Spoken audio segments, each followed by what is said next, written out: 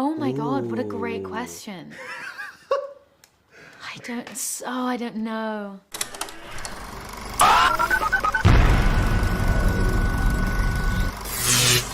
Hi, my name is Jordan Bohan, and I'm here with Pop Culture Planet. So Hey. excited to speak with you. I missed you at South by Southwest, so I'm very excited to be speaking with you today. Likewise, thank you. The greatest hits, there's such a great soundtrack in this film, and music is kind of embedded into the core of the story. And your characters both have very definitive and different personalities. Were there any songs that each of you used to help get into those characters? I mean, I was always listening to the songs that were listed in the script specific to the scene. So they always you were always in that mind frame and of the tone of the scene. But the song, the Bon Iver, the national song, Weird Goodbyes, was like my soundtrack to this whole filming experience. So I dip into the soundtrack Ned had chosen, but the through line was always this one song that I had on an unhealthy level of repeat.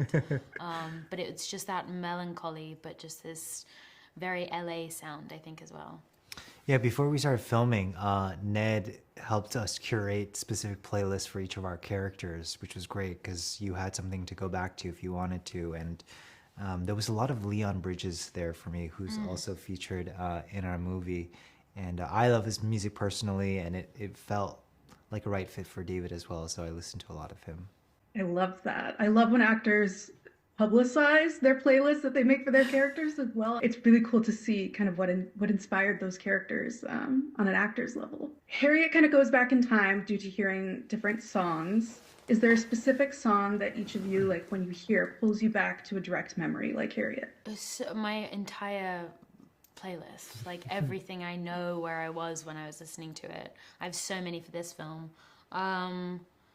There's like the Doja Cat song Paint the Town Red. I was filming something at the end of last year that was so heavy and emotionally taxing, and so we'd go into the makeup trailer at the end of the day and just blast it at full volume, and it was like a total reset. And so now that song makes me think of that whole team and the immediate adrenaline rush of joy. Well, actually, that just reminded me. When I was in the makeup chair for this movie, my amazing makeup artist, she would always play the World's Smallest Violin, that song.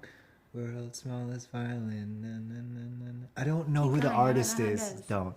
But I love that song, and that now will always remind me of this movie and that makeup chair. That. Yeah.